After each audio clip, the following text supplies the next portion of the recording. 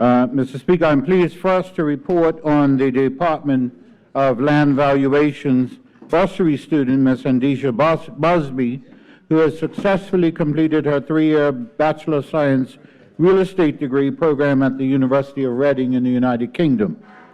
Mr. Speaker, this summer she has also completed 7 weeks of work experience with the Department of Land Valuation and recently attended her graduation ceremony in the UK. We are currently awaiting confirmation from the UK Valuation Office on the placement location for the 2-year secondment that Ms. Busby will undertake as a graduate student. It is anticipated that she will commence her work experience in the UK in September 2019. Mr. Speaker, I'd like to commend the Director of the Department of Land Valuation, Ms. Diane Elliott, both of whom are in the gallery this morning, for her unwavering support of the bursary student and her efforts in securing her a secondment in the UK. Mr. Speaker, I also reported in October last year on the progress being made in filling critical vacant posts in the engineering section in the Ministry of Public Works. I rise today to give a further report on additional progress in this area, as well as highlight summer student support this year. Mr. Speaker, Bermudian Remy Sabir, a former trainee and graduate of Western New England College, now University, following a secondment to Associated Engineering in Edmonton, Canada, returned to a full-time post in 2009 as an electrical engineer and was promoted to principal electrical engineer in September 2017. Mr. Speaker, since that time, he's been instrumental and unrelenting in pursuing the recruitment of staff for the electrical section. Mr. Speaker, Dr. Martin Biffin joined the department as the mechanical engineer in July 2011.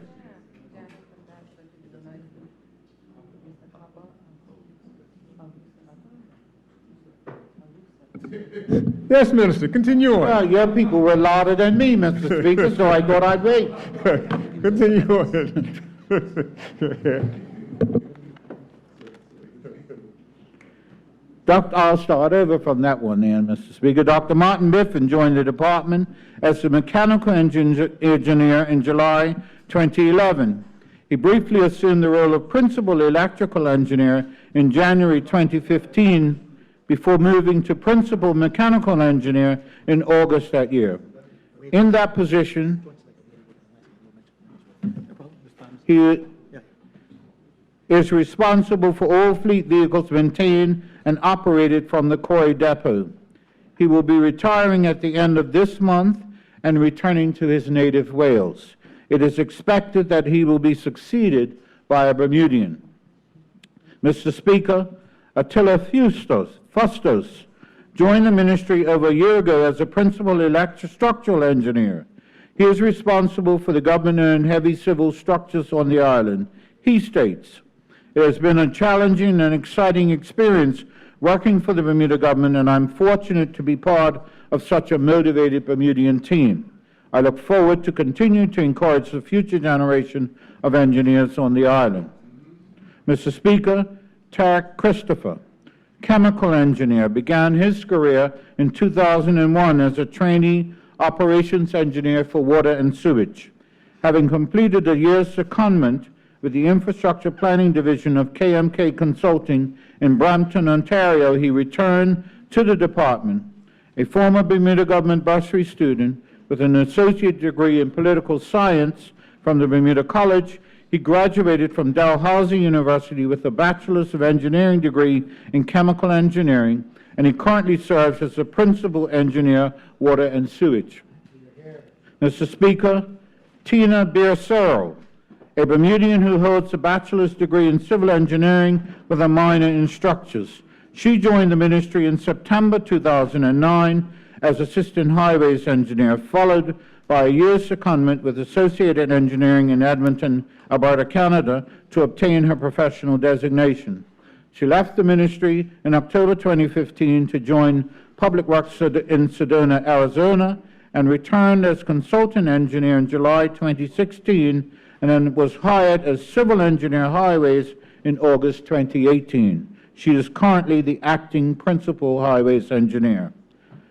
Mr. Speaker, Carmen Trott will be known to you as the lead engineer on the recently completed Kings Wharf project. She has served as a trainee civil engineer, assistant civil engineer in 2005, and then civil engineer structures in 2010. In 2013, the ministry sent Carmen on a one-year secondment to Mott MacDonald in the UK, working in their maritime and bridge design teams.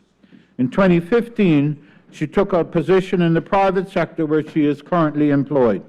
The ministry hired that firm under a structural services support contract in 2016, and she returned to the ministry as a full-time in-house consultant in January 2018, working on the Artemis Building relocation, Kings Wharf, and Bridges projects.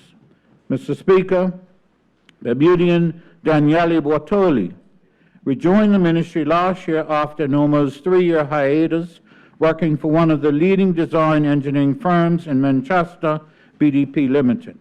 There, Daniele was employed as an electrical design engineer, working predominantly on new hospital projects and university campus developments. He holds a bachelor's degree in engineering from the University of Leicester and a Master of Science degree in Sustainable Electrical Building Services from Manchester University.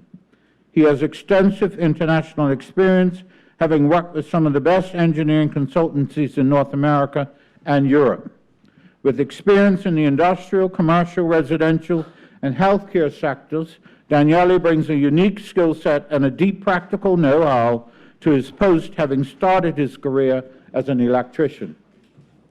Mr. Speaker, Bermudian Austin Kenny first worked for the ministry as a trainee engineer in 2010-11. He left to gain experience overseas, working in Canada and Australia on maritime, oil, and gas projects. He completed his undergraduate degree in civil engineering structures in 2010 and Master of Engineering Structures degree in 2013. He returned to Bermuda and the Ministry of Public Works in late 2018 as a senior structural engineer. Mr. Speaker, Carolina Drew has been with the ministry since May 2008 as the highways design engineer. During this time, she has been involved in several road designs and widening projects such as Pender Road Sands, bridges, walls, and roundabout designs such as Blue Hill and Blackwatch Pass roundabouts, and is now working on a new alignment of the St. David's roundabout in preparation for the new Swing Bridge. Mr. Speaker, Bermudian Curtis Charles is a registered engineer in Arizona and has a civil engineering degree from North Arizona University. He was a trainee in 1979 and began employment in 1986. He is currently the construction and maintenance engineer for the highway section. Mr. Speaker, Bermudian Ricardo Graham Ward has been a trainee structural engineer since 2015, having started with the department as a summer student in 2010. He holds both bachelor and master degrees in civil engineering. He has completed a secondment in Toronto, Canada, and recently returned from a year-long attachment with the New Bridge Consultants, Ramborough, in the UK. Mr. Speaker, Bermudian Zico Johnston joined the ministry in April last year. After achieving his associate's degree, he transferred to Florida International University, where he studied mechanical engineering. In 2017, he graduated cum laude with a Bachelor of Science degree in mechanical engineering. During the last 6 months, Zico completed a secondment in Canada, where he worked with H.H. Angus, designing and drafting heating and cooling systems. He also learned cutting-edge technology in 3D modeling of buildings and structures, which he has already trialed on Kings Wharf since returning home. Zico is currently working towards his professional engineering license and registration with the Professional Engineers of Ontario. Mr. Speaker, Bermudian Jamar Deal started in the ministry in May 2018. He has a bachelor's degree with honors in electrical power engineering and a master's degree in maintenance management with an emphasis on reliability. He, too, has recently completed a 6-month internship in Toronto at Mulvey and Bonini. where he worked on large, complex projects, gaining valuable international work experience. He's also currently working towards his professional engineering license and registration with the Professional Engineers of Ontario. Mr. Speaker, Bermudian Tabia Butterfield has been working with the department since December 2016. She first came to the ministry as a summer student working in the Highways and Structures section. After a short placement during Christmas 2016, Tabia returned to Seneca College, where she completed her civil engineering technician diploma in June 2017. That summer, she designed and managed the building of a bus shelter and curb realignment on Palmetto Road. She was also awarded a Works in Engineering government bursary to pursue a 4-year Master's of Engineering degree at Cardiff University. She returned to the ministry during the summer of 2018 and has been involved with the Bridges and Kings Wharf projects. Mr. Speaker, Jerome Daniels graduated from Florida International University in May last year with a Bachelor of Science degree in Electrical Engineering, Power Systems, and Network Communications. He joined the ministry at the beginning of 2019 as an electrical engineering energy consultant. Jerome is currently identifying ways to reduce government's energy consumption, beginning with primary and middle schools. He has already completed surveys at several schools and identified significant cost-saving measures. Mr. Speaker, let me now turn to the 4 summer students we have in the engineering section. The dean of those students, Mr. Speaker, is Lance Brown, who is returning for his 3rd summer with us, an electrical engineering student currently attending Aston University. The program involves him in various projects around the island and includes many aspects of the electrical engineer's professional life. Cody Simons, Mr. Speaker, returns for a 2nd year, working alongside the electrical engineers, gaining valuable insight, knowledge, and experience, not only as to what an engineer does, but how they approach a problem from different perspectives. Mr. Speaker, Cody is currently studying mechanical engineering at the University of New Brunswick. Mr. Speaker, Alex Dorling first started the Public Works Engineering program in 2018 as a work placement student as one of the requirements of his high school. That summer, he began with the structural engineers. After his first year of university this year, he returns and rejoined the structural engineers. Currently, he is studying computer engineering at Kutztown University in the United States. And finally, Mr. Speaker, J.S. Lawrence Salam, he is the newest and at 17 years of age, the youngest summer student in the structural engineering section. During his short time at the ministry, he has been exposed to a number of new concepts and technologies, including working with the chief engineer to construct a tender document on the online application Orbiter for the upcoming PGA tournament. He has been exposed to AutoCAD and 3D and other assignments to help him become more proficient with this program. Mr. Speaker, Kirk Utterbridge currently serves in a dual role of plant manager at Tynes Bay Waste-to-Energy Facility and assistant chief engineer. Kirk is a former trainee and operations engineer who has managed the Tynes Bay facility since 2007. He championed the power engineering training program at Tynes Bay, introduced the solid waste contingency system for the island, and acted as earnest representative for the major plant refurbishment, including the installation of a new turbine generator. As assistant chief engineer for the last 3 years, he has not only shadowed the chief, but assumed responsibility for and overseen the operations section, assisted with the day-to-day running of the department, learned all aspects of the department in preparation to assume the chief engineer's post next month. Mr. Speaker, these are just a few of the outstanding Bermudians doing amazing work in the Ministry of Public Works and the wider community. Mr. Speaker, I'm sure that you and colleagues will agree this is an outstanding array of young professionals, the majority of whom are Bermudian. Many of them have joined us in the gallery today, so that they will know. It's been noted. We are all proud. We are all very proud of their accomplishments thus far, and to serve as encouragement to them that we will assist them in reaching their full potential.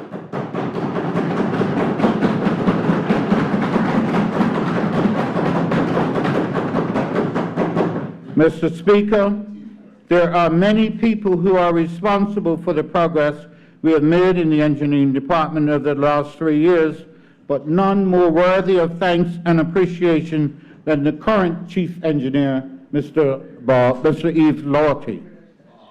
Since joining the ministry just under 3 years ago, our chief engineer, better known to all as simply Bob, has set the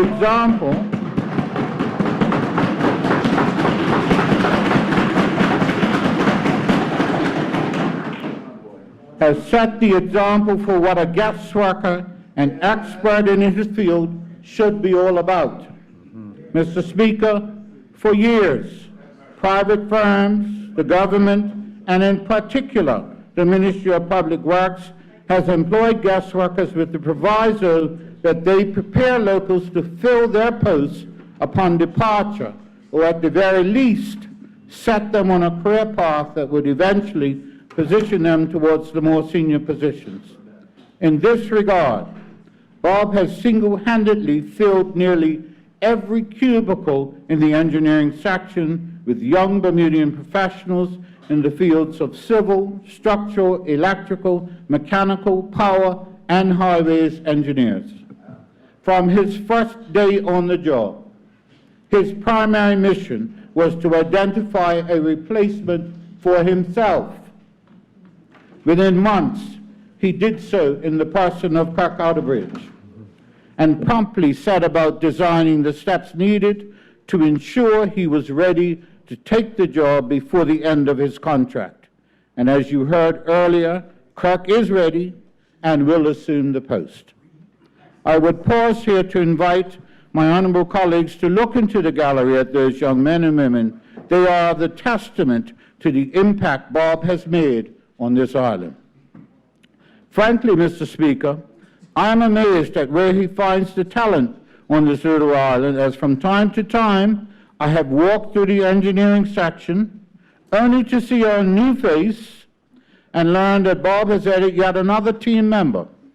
Mr. Speaker, I am convinced that he has a built-in radar that allows him to track down persons who are engineers or that aspire to be. Not only is Bob able to identify talent, but he nurtures his talent in ways I have never seen before.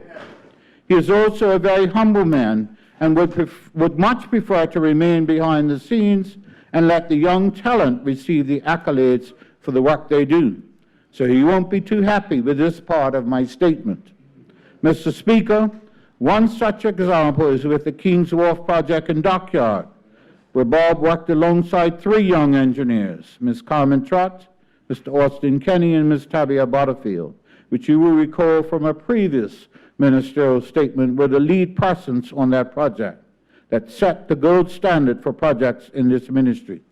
This team ensured that the King's Wharf dock was ready for the first cruise ship of the season. Mr. Speaker, I recall leading up to the first cruise ship's arrival, the team was working around the clock, and here comes Bob on his motorcycle that was completely weighed down. When he stopped, the bike almost toppled over. To my surprise, Bob had converted the basket on his motorcycle into a cooler and brought everyone cool water and juices.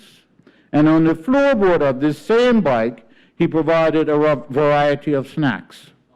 Mr. Speaker, not only does Bob look out for staff by willingly passing on his knowledge and expertise, I have witnessed where he has offered some of his own funds to ensure a student could remain in an engineering program. I know he wouldn't want me to mention this either, but I have to give credit where it is due.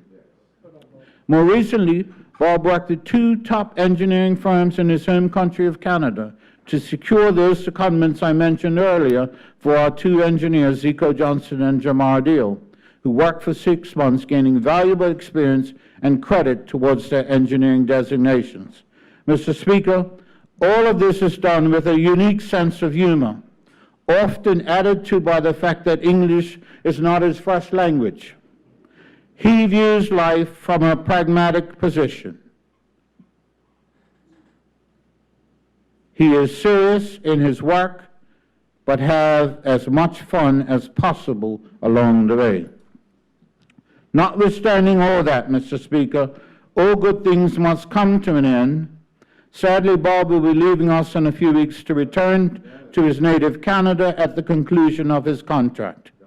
However, although he will no longer be on island, resident on island, our relationship with him will not end. Mr. Speaker, such is the quality of this man that he remains committed to helping our team of engineers even after his departure. That, in my view, is a true testament to the quality of the man. Make him stay. Mr. Speaker, you talk to the wife. Mr. Speaker, I know I speak for the Permanent Secretary of the Ministry of Public Works, Randy Rochester, and the entire team when I say we will be talking about Bob and his impact on Bermuda for decades to come. And I express my sincerest thanks to him for all the good work he has done while here and the many fun times we have had together. Thank you, Mr. Speaker.